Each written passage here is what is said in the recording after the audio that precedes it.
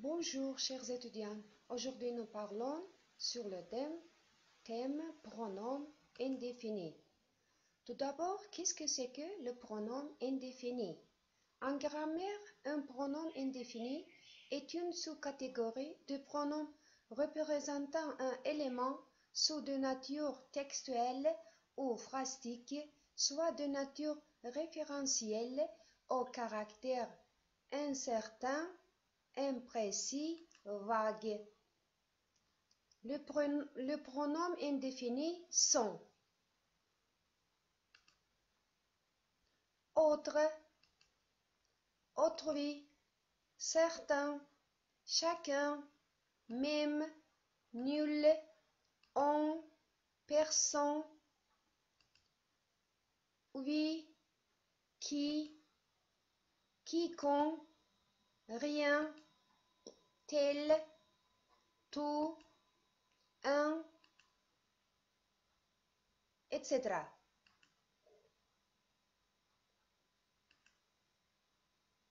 Inventaire des pronoms indéfinis.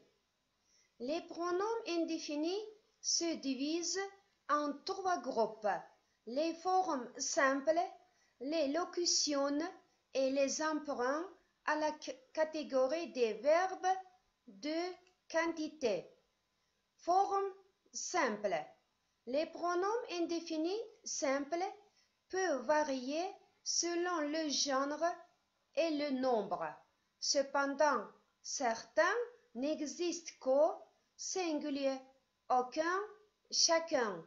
D'autres n'existent qu'au pluriel, certains, plusieurs, d'autres enfin sont neutres et par conséquent invariables. Autrui, nul, on, personne, qui, quiconque, rien.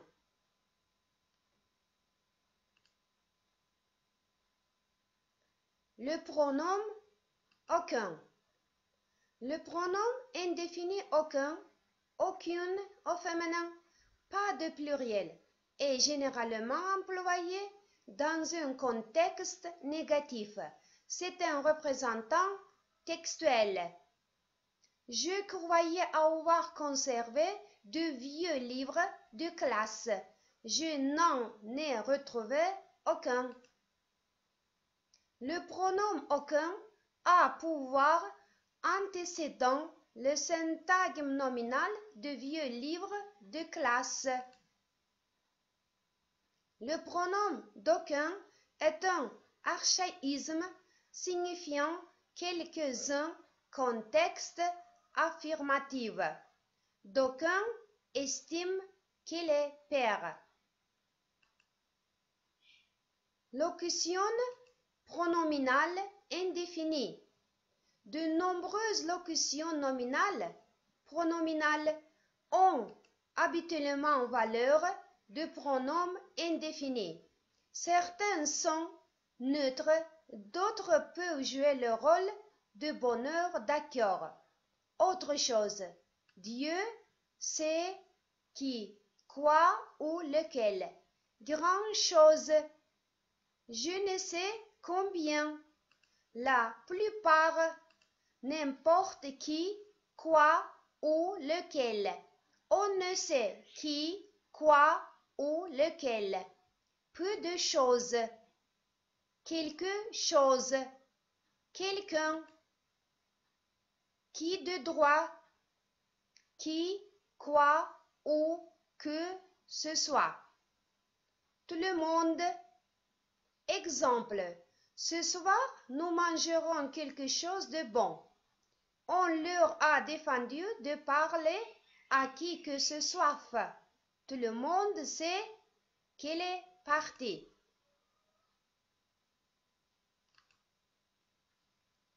Le pronom chacun. Le pronom chacun, chacune au féminin, pas de pluriel, correspond au déterminant chaque et a une valeur distributive. Il peut être représentant, textuel ou référentiel. Chacun de ses poches était plein de bonbons. Le pronom indéfini chacune est une cataphore. Chacune, chaque poche.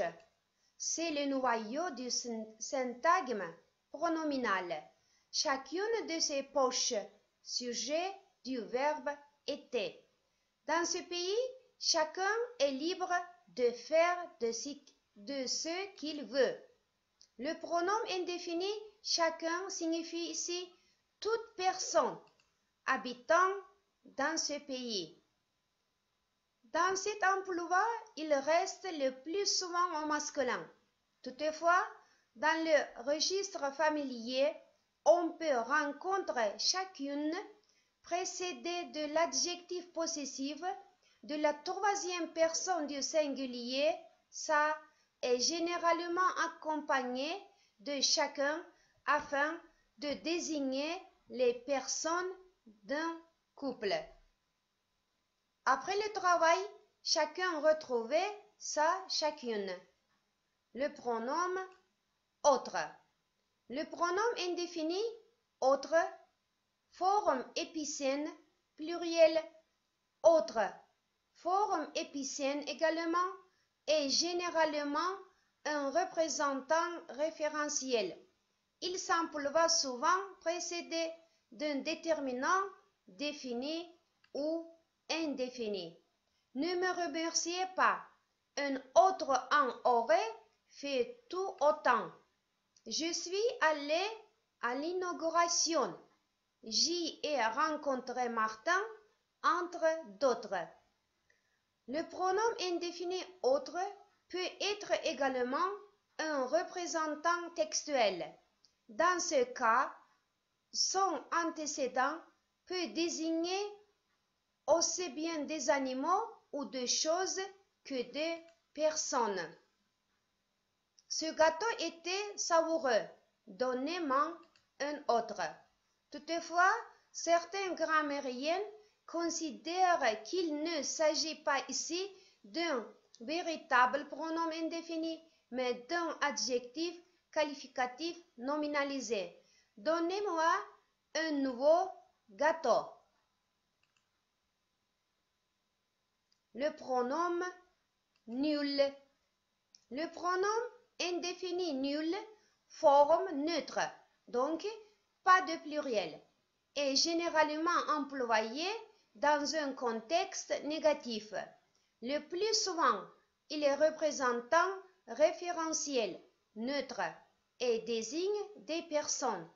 Il appartient au registre soutenu et équivaut aux personnes aucun. Nul n'est prophète et son pays. Nul n'est censé ignorer la loi. Le pronom même. Le pronom indéfini même, forme épicène, pluriel même, forme épicène également, est toujours précédé de l'article défini le. Il variait en genre et en nombre et peut être représentant textuel et référentiel. Je connais ces photos. J'ai les mêmes cataphores. C'est toujours les mêmes qui ont de la chance, représentant référentiel. Lorsqu'il est représentant référentiel, il peut être neutre. Cela revient au même. Le pronom on. Le pronom indéfini on ou l'on, forme neutre, donc pas de pluriel, exclusivement sujet et exclusivement présentant référentiel, ne s'emploie que pour désigner des êtres humains. On a frappé. Pour quelqu'un a frappé, une ou plusieurs personnes non identifiées, mais ni des animaux ni des choses.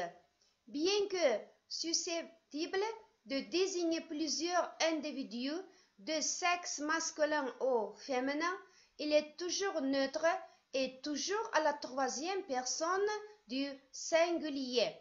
En Italie, on aime la musique.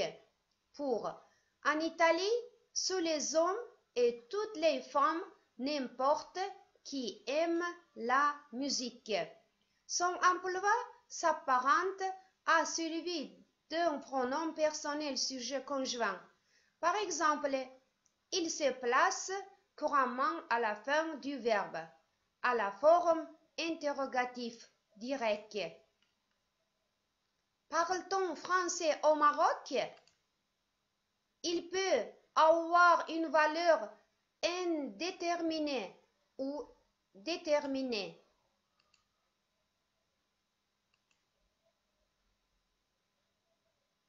Le pronom quelqu'un. Le pronom quelqu'un, quelqu'une au féminin, pluriel, quelques-uns, quelques-unes, peut être un représentant textuel ou représentant référentiel.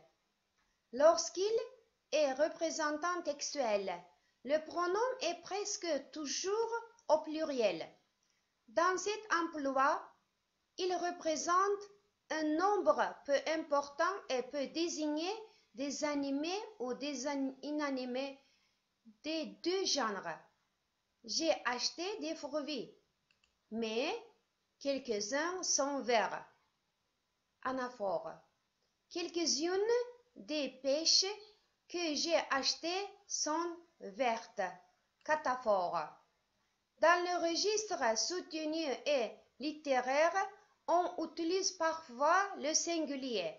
Le pronom quelqu'un, quelqu'une signifie alors un, une, quelqu'un. Si par hasard vous retrouviez quelqu'un de ces vieux objets, sachez que je suis prêt à vous en proposer un bon prix. Pour si par hasard vous retrouviez un objet quelqu'un parmi ces dont il est question. Lorsqu'il est représentant référentiel, le pronom quelqu'un est presque toujours au masculin singulier et prend une variée neutre. Dans ce cas, il désigne exclusivement un humain dont le sexe n'est pas révélé. Il y a quelqu'un à la porte d'entrée. On sait qu'il ne s'agit ni d'un animal ni d'une chose, mais on ignore il s'agit d'un homme ou d'une femme. Dans le registre soutenu, on utilise parfois le pluriel pour désigner un petit nombre de personnes indéterminées. Dans cet emploi, le pronom équivaut à certains. Il est peu connu dans notre ville, mais quelques-unes m'ont dit beaucoup de bien de lui.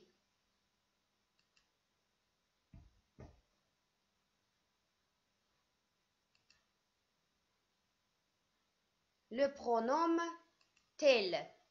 Le pronom tel au féminin pluriel, tel peut être représentant textuel ou référentiel. Lorsqu'il représentant textuel, il peut désigner des animés ou des inanimés. Dans cet emploi, il équivaut le plus souvent à un pronom démonstratif. Je devrais arrêter de fumer, ne plus boire d'alcool et faire un peu de sport.